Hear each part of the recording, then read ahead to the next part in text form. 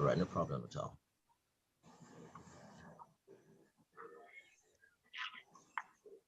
Again, good welcome to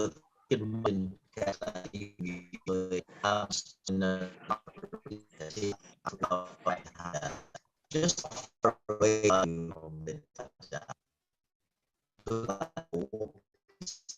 you are.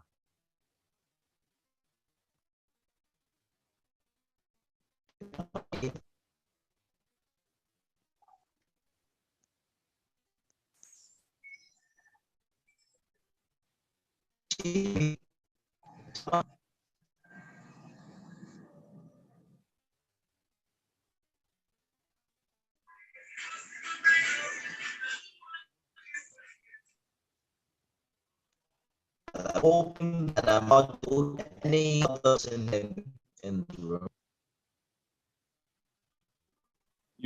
I don't know if it's me, but I think you might be breaking up a bit, your voice.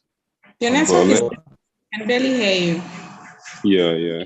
Same here. I can barely hear you also. Oh my. Can everyone hear?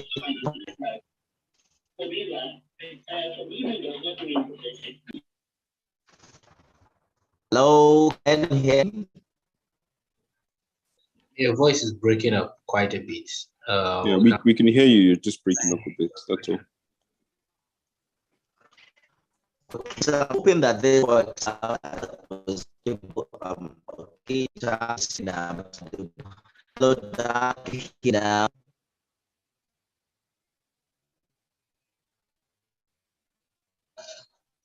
It's quite bad. Is it possible for you to switch networks or change microphone, change devices? Let me just try to sign out. Sign back.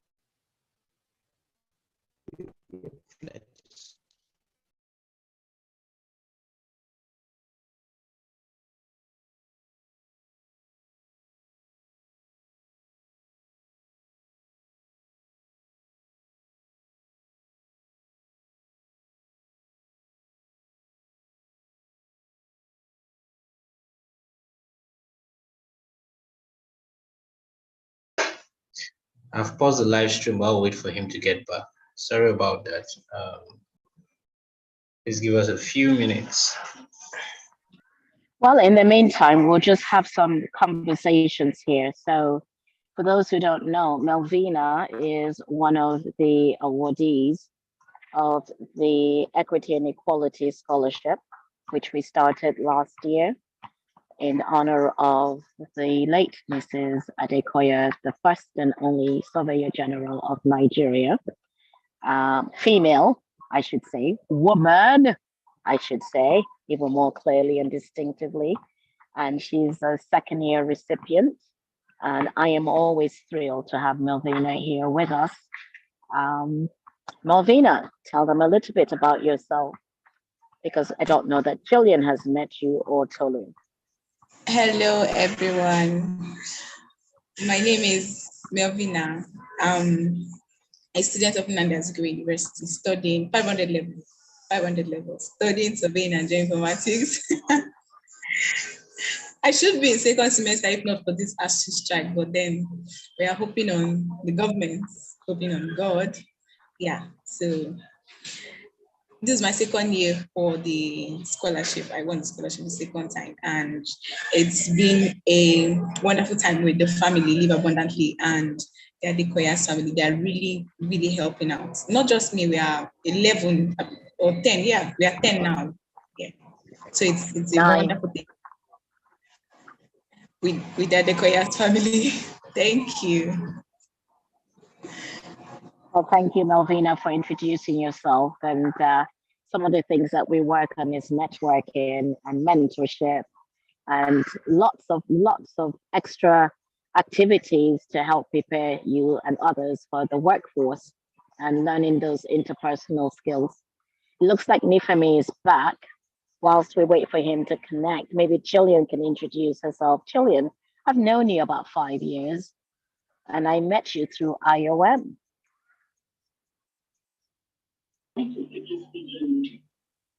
Hello, doctor. Hello. Can you just briefly introduce yourself? Hello, Just a second or two.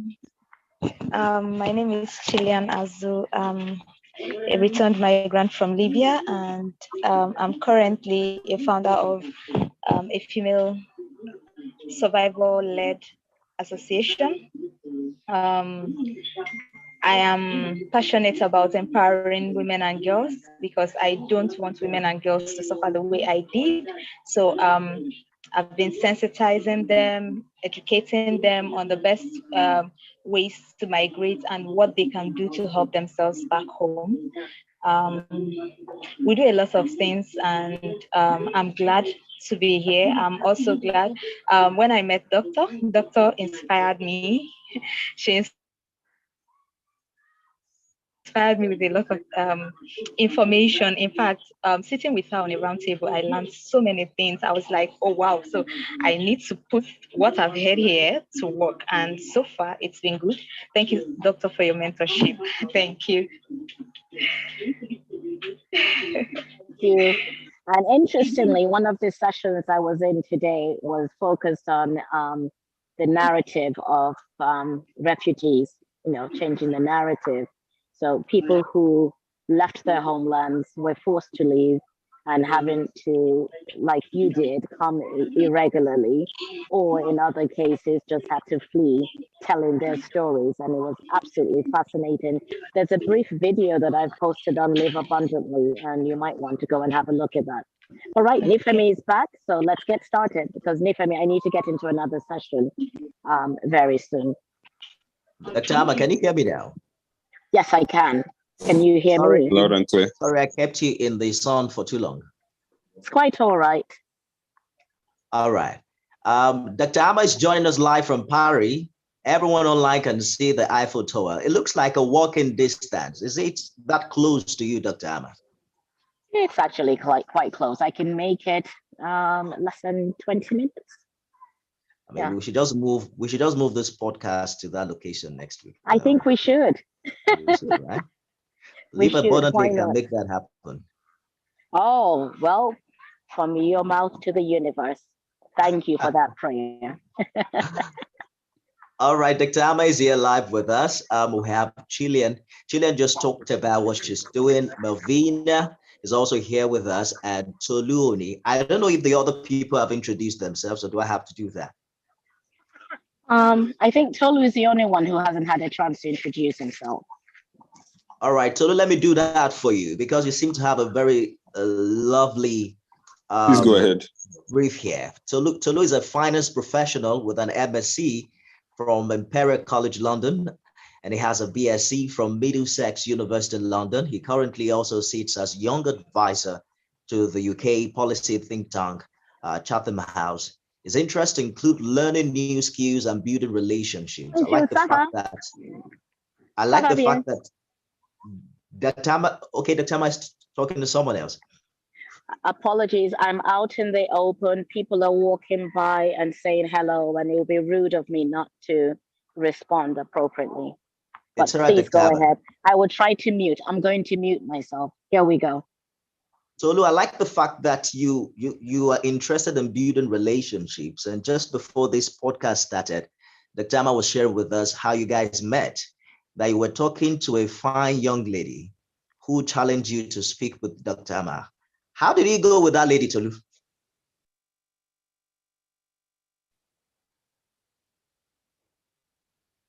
Oh my, Tolu, are you there?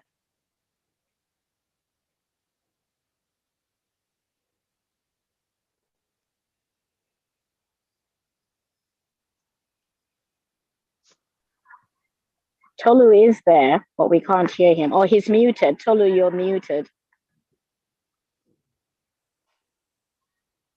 Tolu is muted. Unmute Tolu. All right, we'll just wait to get back to him. I hope that he can hear us and that. Oh, I'm back. I'm back now.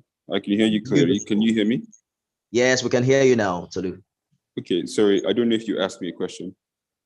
Oh, yes. I was just talking about what Dr. Ama said before we started this podcast. She did mention how you guys met. Oh, yes. That you were yes, talking yes. to a pretty fine lady who challenged you to speak with her. I was asking, how did he go with the lady? Oh, like, so I had approached the lady because she was stood by herself, and I had met her, just said hello. And after discussing with her and learning what she did, because it was a networking event, so I wanted to get her card and move on to other people, but just not to leave her standing by herself anymore. I brought up the idea of challenging each other to go speak to someone else. So it went well because it was more of a casual chat. That was the intention, and gladly she challenged me to go speak to Dr. Rama, and yeah, we built a relationship with there. So you didn't end up asking her for a date, ba? No, I have a girlfriend, so I wouldn't do that. Don't mind me. So we're talking about the nuances of dating in 2022. And I'll just like Dr. Ahmed to begin. You know, I was teasing her the other day that I wanted a bridge between the older and the younger generation. Dr. Ahmed, I don't know when you started dating, but I learned that long before now, there wasn't much about dating. It was just about recommendation. I mean, your father comes and tells you, this is the guy I think you should marry. How do you think things have changed in this regard over the years? Only for me, I don't know that my father came to me and said, this is the person I should marry. I think I did that on my own. Um, I don't recall my father trying that or even insinuating that or anyone in my family. I mean, I dated years ago, decades ago, to be honest, decades ago. But I can tell you that I've seen the change. When I was young and dating, we certainly didn't have apps. What apps? We didn't have apps. We didn't have algorithms. We weren't taking photos and posting them on networks. We didn't even have phones, let's be honest. I remember when landlines came into use and were more generally available, and not to even speak of mobile phones. So the whole process of dating has changed. And I've come to learn that young people are even conscious of how they're dating in the digital age. During Zoom, I know a few people who were having Zoom dates where they will meet and have a chat and whilst having a drink, and then they'll eventually, bonjour, they will eventually meet and be shocked at the person that they've been communicating with for weeks on end, and that will be the end of it. So things have changed drastically. And what can I say? I'm going to leave it up to the younger generation to share a bit before I continue on some of the things that I have noticed about dating in 2022. Well, I shall get back to you to find out if you think that with the advent of so much technology, the post-COVID reality, that conveying affection is better with technology than it was when, for instance, you mentioned there were no phones and things like that. You could not take pictures. Perhaps we'll delve into that in a short while. But let me talk to Chilean. What's up, Chilean? Hi. Let's talk about online dating. Because I've tried your hands on that now a couple of times, right? Yeah, Like the I time, have. have you met someone in real life that didn't look like what it looked like while on maybe a WhatsApp call or the profile picture? Actually, a couple of them. A Wow. couple of them, because I think conversation online is very different from physical conversation. So I'm someone who likes good conversation. I don't like boring conversation. I like when you bring out a point and the person is able to follow up. I am not so concerned about looks in most cases, but I am concerned about character. So I will just give an instance with one time I met someone on Facebook and we went out on a date. Eventually, that was December 2020. So we went out on a date and yes, he wanted to eat food. I didn't want to eat food. I just wanted fruit. If you know me very well, you know that I hardly eat. So I ordered fruit and he was upset. His reaction was very different from what I had seen online. And I tried to calm him down. It turned out very messy. And in the course of everything, I apologized for ordering fruits. I had to order food to please him. And then we kept talking, and I found out a lot of nasty things I didn't see online. I had been chatting with him for over 6 months before we eventually decided to meet. So I could tell that 6 months was a long time to know someone. So if it was physical, it would have been different. Probably within 1 month, I would have known that, oh, this is a no-no. So yes, online dating, very different from the physical dating. Are you saying there's really no way you can know a person if you were to be dating them online? Not like you can't know them, but there's a 70% chance that they are not going to be true to you. There is a 30% chance that they can just try to once in a while show who they really are. But then if the conversation keeps going on for a very long time, things seem to fade. Yeah, I get you. So let me guess, it didn't turn out well between you and the guy. No, that was the last I saw him. I made up my mind I wasn't going back there. What I ordered versus What what I I got. got, exactly. Who wants to talk Exactly. about international romance? Because that's the big deal now. I mean, I'm not talking about it.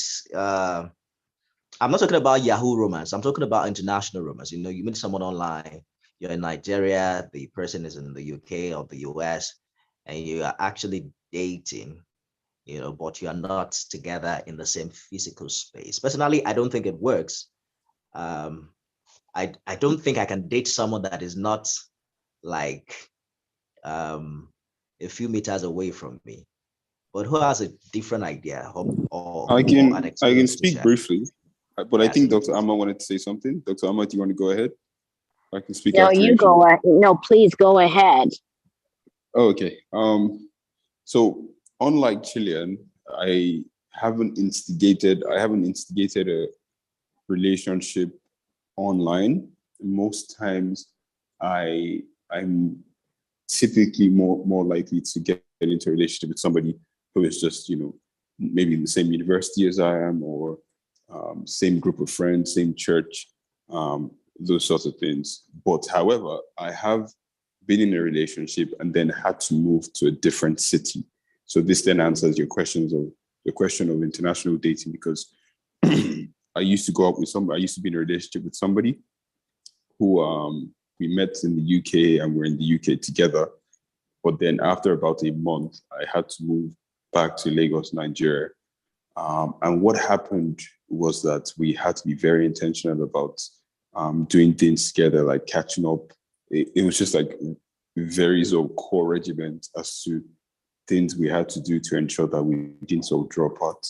But to be very honest with you, what I find after a time has elapsed is that you kind of run out of things to talk about.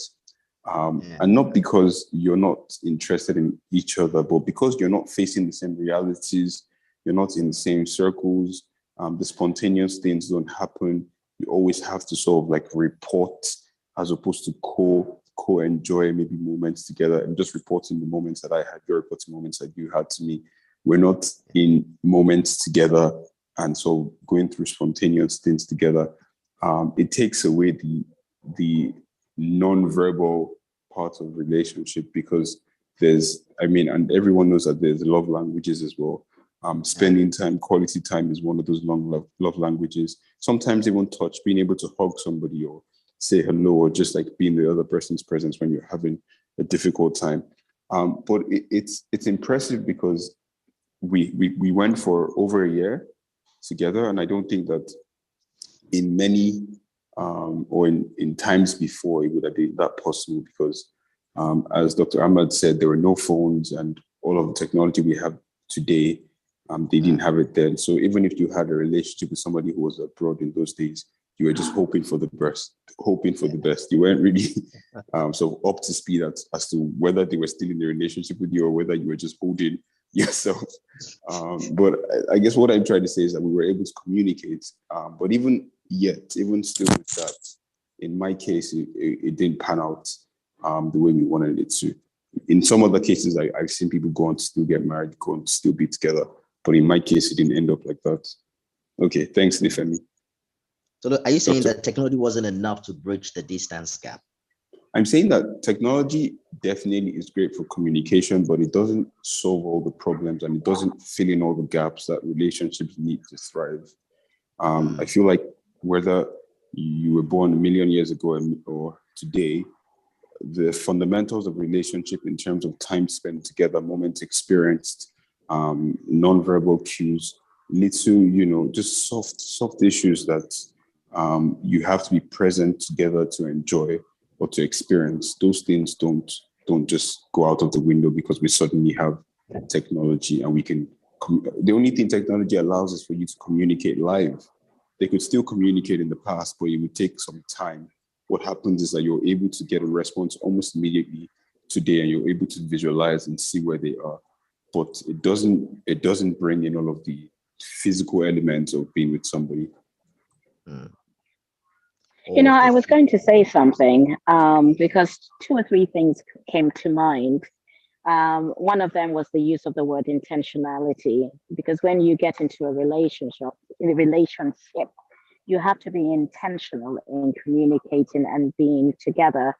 So many marriages, so many relationships right now are distant. I mean, that is the truth. We live in a global digital world where people are working and living in other parts of the world than their significant others. And they're able to do it because they intentionally carve out time to communicate digitally or verbally, however you wish to describe it. So the internet and the technology has certainly made that possible, as opposed to when I started dating decades ago, really, truly.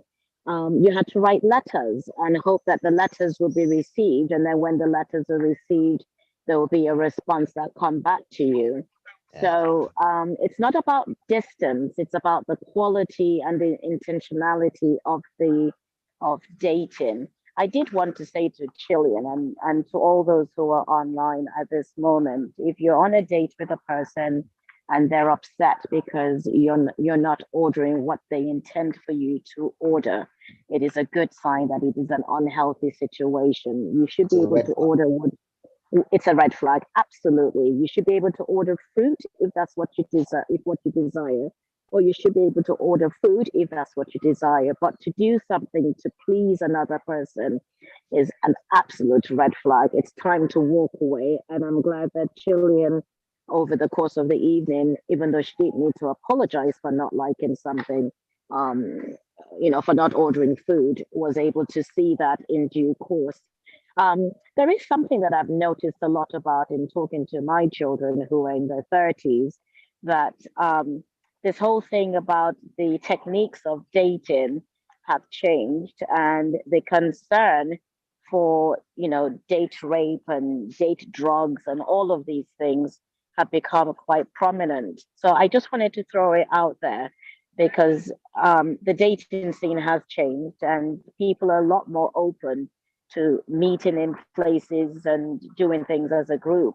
But they also need to be very cautious about people slipping drugs into their drinks during dates. And that is most troubling. Absolutely. I also think that there are many places where the advantages and disadvantages of the new dating type lapse. For instance, you talked about writing letters.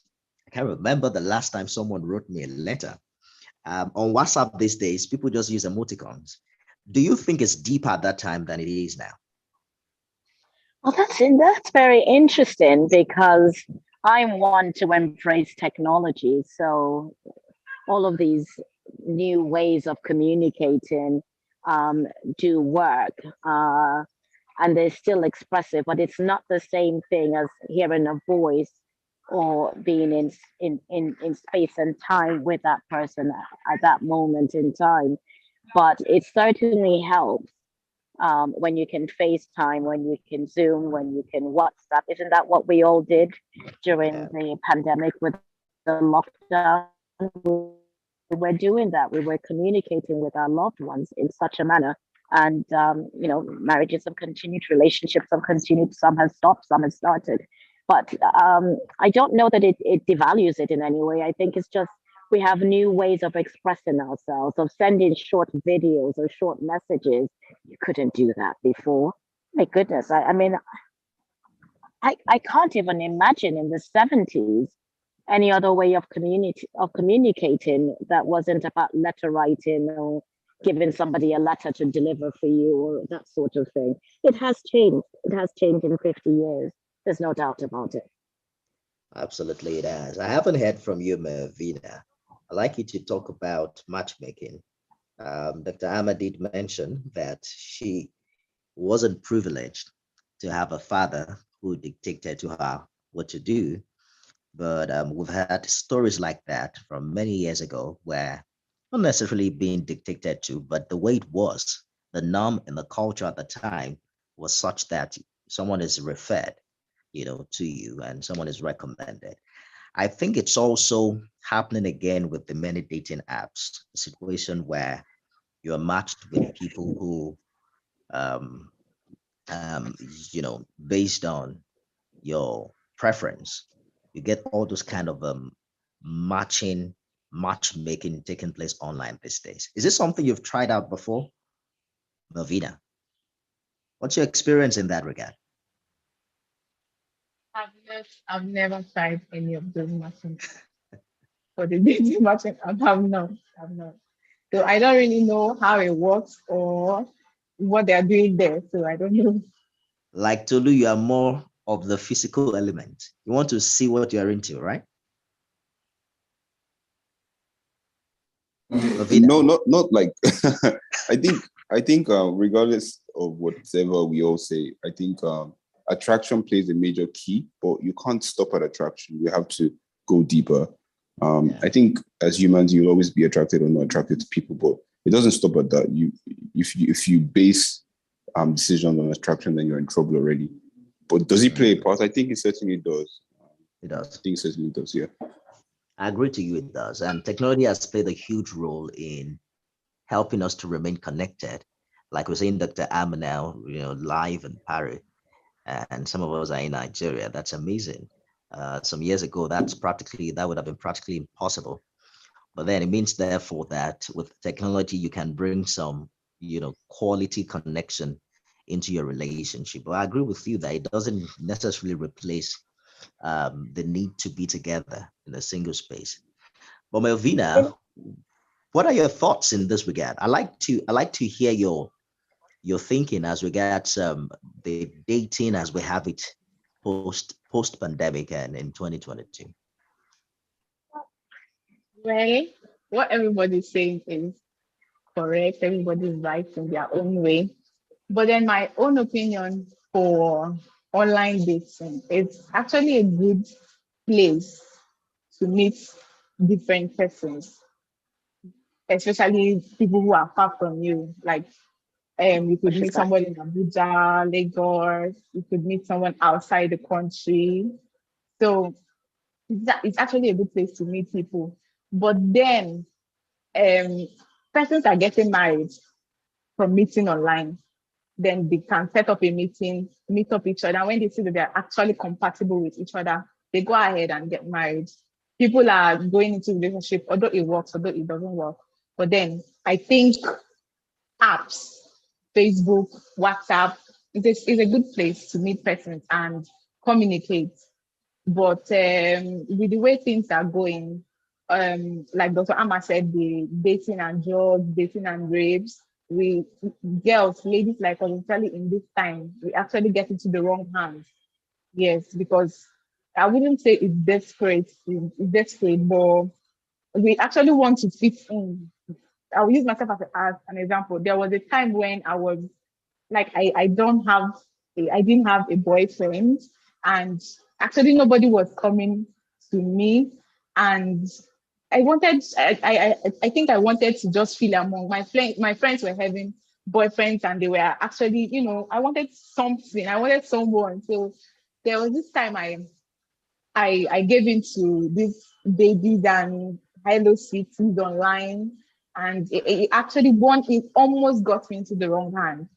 Yes, where the person started inviting me to Lagos, and but when I just took a pause, and I just said no, that's not me, so I don't have to do it. But there are some girls that would actually do it, and then they get into the wrong hands. See that they use them for rituals, they use them for raid, they use them for so many things that are not, that I can't even mention online. So that's it. You're saying that it's important that we pay attention to caution when we do these things. Nifemi, I wanted to bring up two things. One, I wanted to restate or reframe your statement about I wasn't privileged to have a father who would dictate who I would marry. I think I was privileged to have a father or to have parents who had open minds and different mindsets, and who themselves married the people that, or the person that they selected and they felt a connection with. So they did not impose their views on whom I should marry or any of us should marry. And that is a privilege, to have parents who recognize that that commitment, that connection is an individual thing. So I'm grateful that I had those kinds of parents, and that my family allows people to marry those or to be in relationship with those of interest, which is why we have a very diverse family. If you were to see a family photo, you see that we're all married to different people with children of different hues, and the diversity and inclusion is very important to us as a family. I did want to bring up very quickly that many of the dating apps that are out there right now are actually being headed by women, the CEOs of many of these apps, whether it's Bumble or Tinder or any of them. And one of the things that they're working on is making it more accessible to women, because they find, or the research has shown, that more men are open to putting their photos up and actually going out there and connecting with people. And women are less reluctant for reasons that have been mentioned, whether it's the sense of insecurity or the safety, or how are we going to meet this person, and what are their intentions. But I do know people who have used dating apps and have been incredibly successful and in well-intentioned marriages. But I think it's an individual thing, and it's also a matter of the culture, because more people on this side of the world use it. I mean, even in South Africa, they do use dating apps a little bit more than they do in Nigeria. I don't even know if there's one in Nigeria. Is there? Somebody might know. So, the world of dating has changed drastically from what I know, and I stand here just for watching people network. But at the end of the day, dating is networking. It's just a slight difference in terms of the intention of the dating. Absolutely. I like to think, however, Dr. Ahmed, that nothing really has changed much over the years. I think we've just had different ways to do things differently. I think at the root of everything is recommendation. So I used to work on radio many years ago, before all these dating apps became as popular, and we used to have some great shows where people will call in and and mention their names, their age, their preference and the opposite sex, and then we would arrange where they would meet. I mean, there was this matchmaking business that had become very, very big as long as a decade or two ago.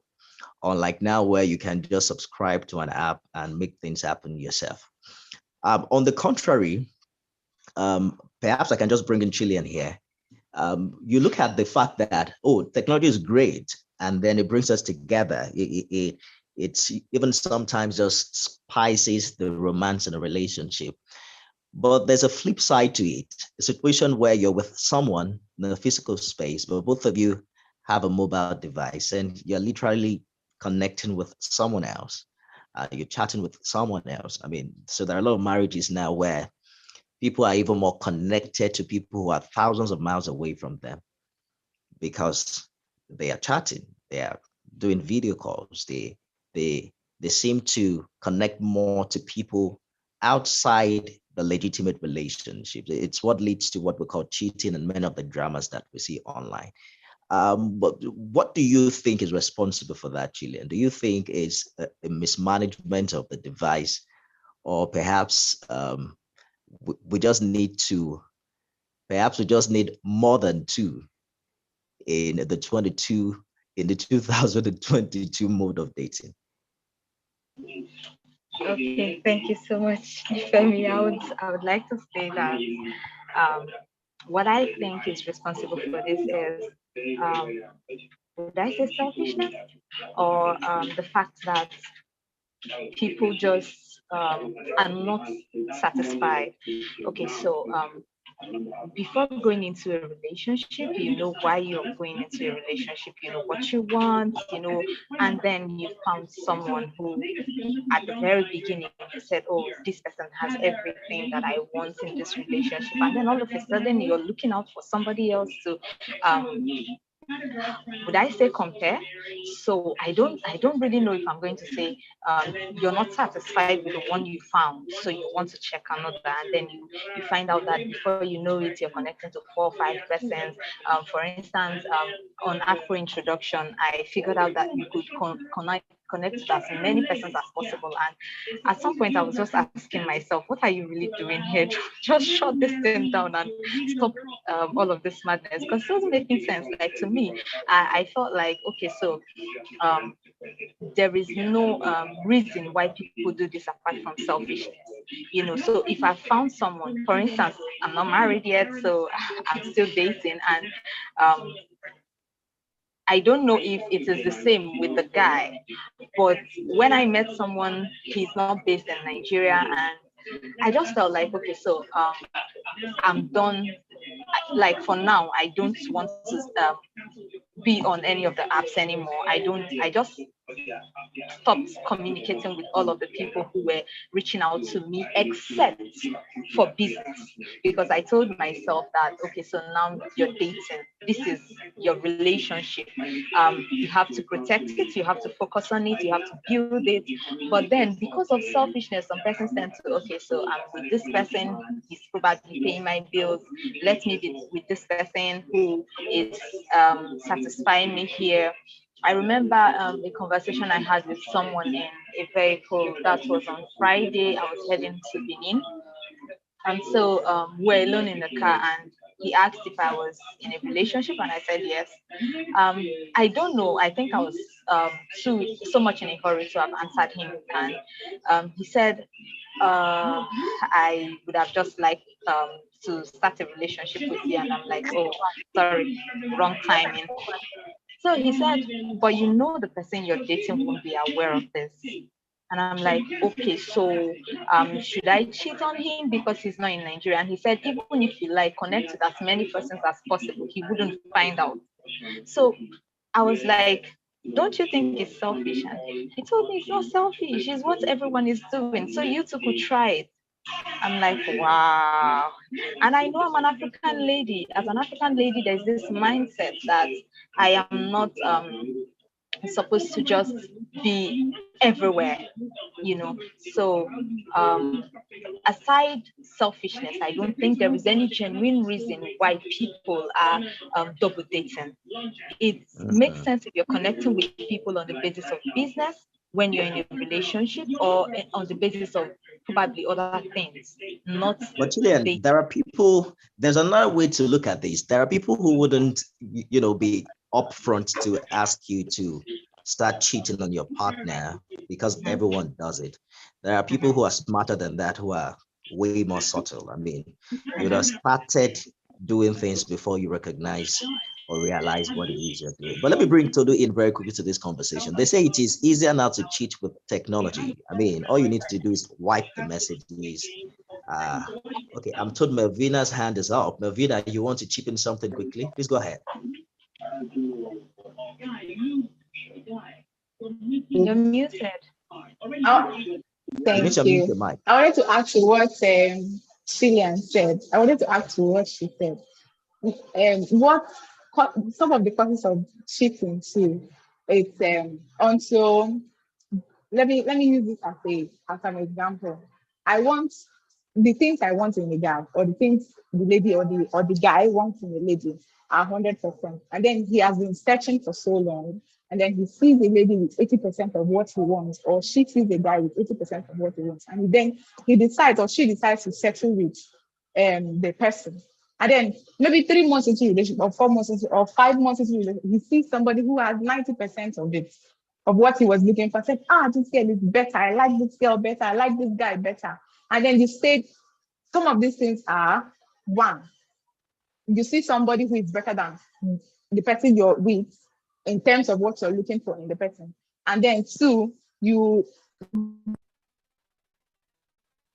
Our emotion play with us a lot. Always, almost all the time. You see this person, say, I like this person. You're going to the next house the next day, you see this person, say, oh, you like this person. And then thirdly is indiscipline. There's some person who are not just disciplined. They have this consciousness that they can do with 2, 3, they can do 5, they can do as much as they want at any time. So indiscipline too is. But if me as a disciplined lady, I say, okay, I'm going for this person, I want this person. If it's this person I'm going for, my discipline, my self-consciousness, my body would want me to be with this person and not just any other person. So that's just what I would say. Absolutely. Tolu, we're talking about cheating now. You agree with me that not every guy will be like the guy Chilean met, who will be upfront to say, are you in a relationship? Yeah, that's No, what I wanted I'm to not. add. And then I'm you say, done. let Is us it there? do, he won't know. I mean, you meet someone, you guys click, you guys are animated when you have conversations. Even when you are married, it doesn't mean that you don't Can like anybody someone hear? else or you don't meet any other person. And then technology comes in because you have exchanged numbers, you can chat and WhatsApp into the night. Yeah.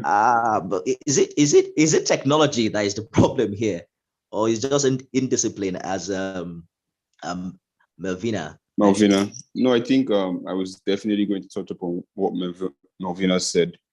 Indiscipline, I think, is the culprit because, and Dr. Amma can maybe chip in. I expect that decades ago, and even the same now, you can find ways to cheat. You can always devise ways to cheat and so go into infidelity even when you're committed to somebody or appear to be committed to somebody. I can't hear anybody. So are we still together? Just hold on, Tolu. Melvina, we're here. We can hear you. We don't know why you cannot hear us. Can you hear me, Melvina? June, can you mute Melvina and reach to her? Maybe she can, step out and step in. Yeah, I couldn't hear anybody for some time. Oh, but we could hear you. We could hear you. Tolu is speaking now. Yeah. Tolu, please go ahead. No, I think what Melvina said is definitely like spot on. Indiscipline is definitely something that a lot of people have to work on. I think what happens now is that because the alternatives are so accessible, there's even a lot more work that has to go into self-control and self-discipline. The alternatives are just a DM away, or a Tinder swipe away, or an Instagram page away, or a Facebook chat away. And you can see the pictures of these people. You can maybe see their achievements and how much more they have more than the person you currently are with. Then that obviously, again, if you're indisciplined, that obviously sort of puts you into a dilemma. You're starting to rock back and forth as to whether you've made the right decision. I think before committing to anyone, that's why it takes a lot of thought. And the initial period of discussing and talking, you've got to know what you want and you've got to stick with it, because the grass is always greener on the other side, it seems. So we're speaking from a lot of experience. It appears it will take more to remain discipline now than for. Okay, please go ahead, Jam. Well, There are many things that have been raised in this discussion thus far. I mean, you're talking about indiscipline, but if you live in a society where such is not, no one's been accountable,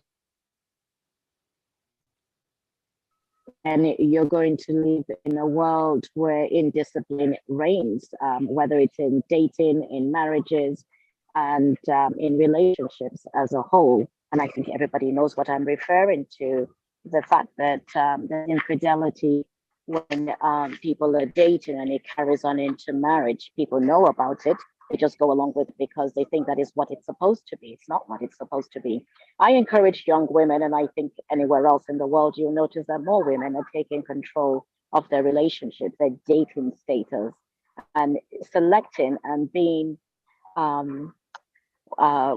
intentional and accountable for whom they decide to be in relation with. And it is important that young ladies pay attention to whom they're connecting with and make sure that the people that they are connecting with see their value and value them as equal partners. Dating is not about being submissive or being one of the chosen. You don't need to be chosen. You can choose who you want to have a partner with. That's what dating is about. So there's none of this waiting around for someone to select you. What is a selection process? I mean, you're not a food item on a shelf that somebody is choosing from. And that is why it's important for women to have more control over their life as well. So, they're matchmakers in some countries. They have matchmakers who would sit with people and figure out what it is that they're looking for and then connect them, just to ease the awkwardness of the introduction stage and all of that. But at the end of the day, it's two people coming together to see where there is a connection and to engage in a relationship that is mutually beneficial and brings them lost joy and happiness. That's what really dating is about, really. It's networking on a different scale. Absolutely, it is. I agree with you, Dr. Amma. It's been a fantastic conversation. I'd like to just drop this one and get each person's comment. So recently there was this trending item on social media about a female actor who, what happened? I think her relationship with some guy got broken and it was very messy online.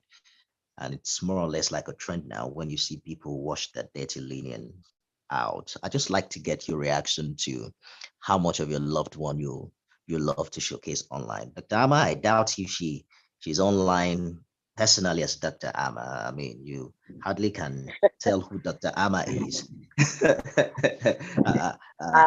Beyond live abundantly and thinking reimagined. And for me, every time you raise this question, I say the same thing. My private life is private and it will remain that way. I don't feel the need to showcase my private life because it is separate from my work life. But you can tell a lot about me by just looking at how I live my life and how I present myself.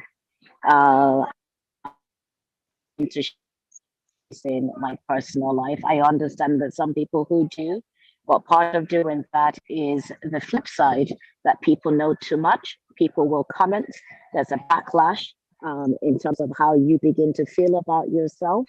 And the comments, you don't need people to comment on your relationship. It's private and it's between you and the other individual. But if you expose yourself, then you have to live with the backlash and the consequences. That's people feel that makes a lot of sense. It makes a lot of sense. But who else thinks that Dr. Amma is just being old school? Who else?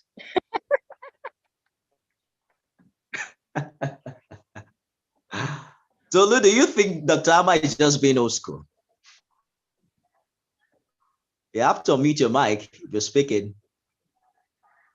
Oh, I think Dr. Amma is very much. Turn your camera so you can see your face. Oh, hello. Can you see me now? Yes. I think Dr. Amma is definitely like much in tune with what's going on these days. Yes. I've had a conversation with her for, I think, close to half an hour, and I actually really enjoyed it. So yeah. But this no. You're just trying to be diplomatic. That's what I'm saying. Diplomatic. I'm I knew you saying, would say that. what I'm is being wrong honest. in sharing a picture of you and your babe on Instagram? I mean, the Tama would never do that. That's what I'm saying. So the thing is, it depends on preference, right? I believe that. Sorry, pardon me. I'm in the office, so it depends on preference, because I wouldn't do that. I just don't enjoy other people in my business, not because I'm not proud of my girlfriend, not because I'm worried about whatever. I just wouldn't do that because the reason why I post on Instagram and the rest is for business and things of that nature. I don't particularly put my personal life out there. But I don't see anything wrong in it, if that's another question you want to ask me. So I don't think it's old school. I think it's just preference, yeah. All right, so let's hear Chilean and Melvina out, because I know that there are ladies who will fight you if you don't show them online. I mean, in their mind, they're like, how can we be dating and you have never shared a picture of me online or use me as profile picture, Okay, so thank you so much. I used to think before now that if a guy is serious with me, he should post my picture online. And that way I would know that he doesn't have, that was before though, that he doesn't have as many ladies as possible in his life until 2020 beginning. When I dated someone, he was in the north. And then he, in fact, there is no birthday he wouldn't celebrate me. And then, fortunately and unfortunately, the real person in his life was my birthday mate. So he will post the both of us. Oh God, he will post the both of us and say beautiful things about us. So now, when their wedding was coming really close in 2020, he didn't know how to post to make the post so that the woman or the lady wouldn't be offended. I was broken, honestly, because the other side of it was that he posted her as the queen of his heart, as the blah blah, so many things, and then I figured out that so I was just there. So that made it clear to me that posting me on your social media platform doesn't mean I'm the one. So I've learned my lesson, yes. And I think it exposes you to a lot of things because a lot of persons will have opinions.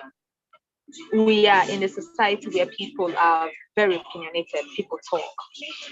And so if you expose your relationship, a lot of persons will have one or two things to say. And before you know it, they either say things that make you feel like you're not enough, or you're not doing enough for your man, or your man is not doing enough for you. People have things to say. So it's best to take your relationship completely away from social media. In fact, social media is good for business, it's good for connecting on every level, but not good for relationship. That's what I think, and that's what I feel like now. So I don't want to expose my relationship on social media. What people don't know, they can't destroy.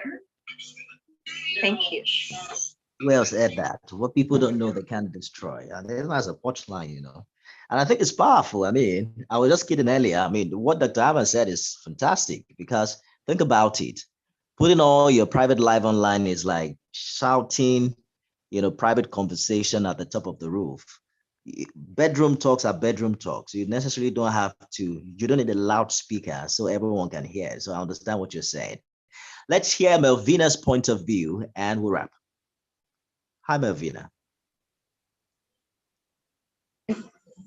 Hello. Well, I for one, I wouldn't want me out there or your social media page because me myself, I will not post you.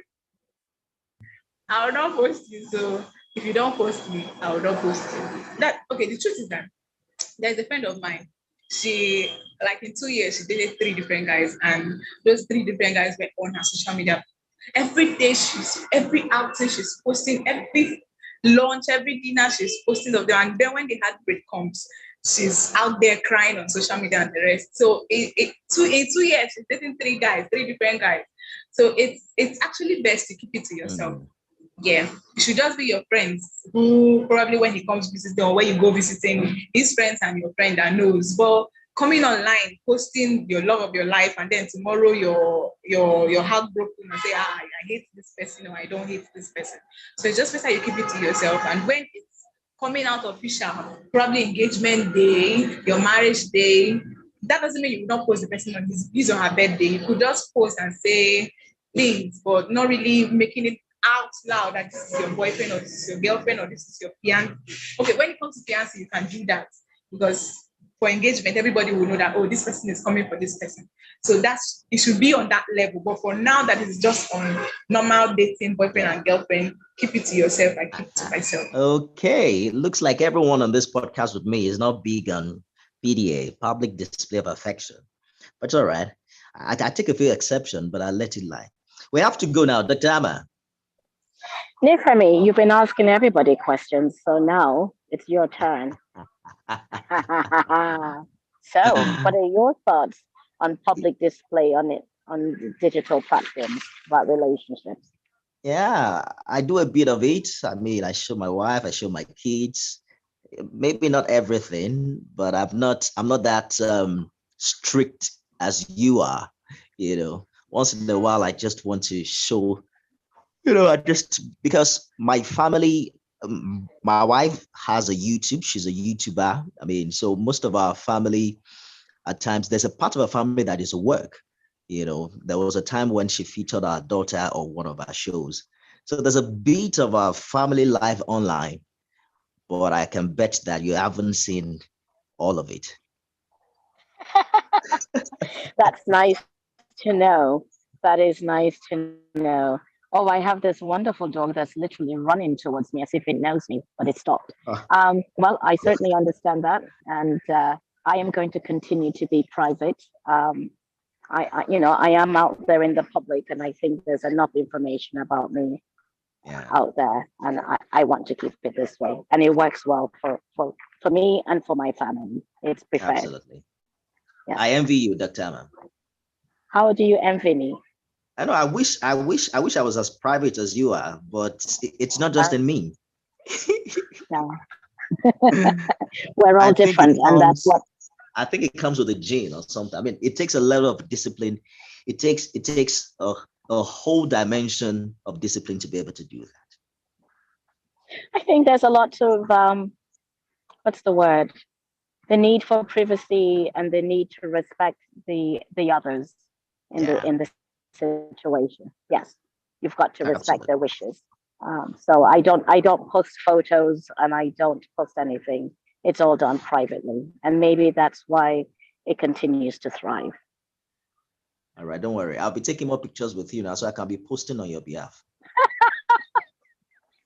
You're always welcome to take photos with me, and I am so glad that we've had this chance to have this podcast, and it is just truly a joy to be able to connect with all of you from Paris, and I hope that we can do it again sometime soon. Ensure you don't return from Paris empty-handed. Bring a souvenir. Come with some flowers and some love. Make sure you take a picture with the Eiffel Tower. I think I did yesterday. Have a look on Live Abundantly. I did a 1-hour video and everyone can have a look at it. But thank you so much, everyone, for joining us. It's always good to talk about these issues because dating affects everyone. The world has changed in terms of how dating occurs. The world has changed in terms of people determining who they wish to date and how they wish to date. And there's so many ways of connecting. And, we've got technology on our side these days. So I'm glad that things have changed in the last 50 plus years. Absolutely. Thank you so much, Dr. Amma. It's a pleasure seeing you and hearing from you. Chilean Ife Azu, it's always a pleasure having you on this conversation.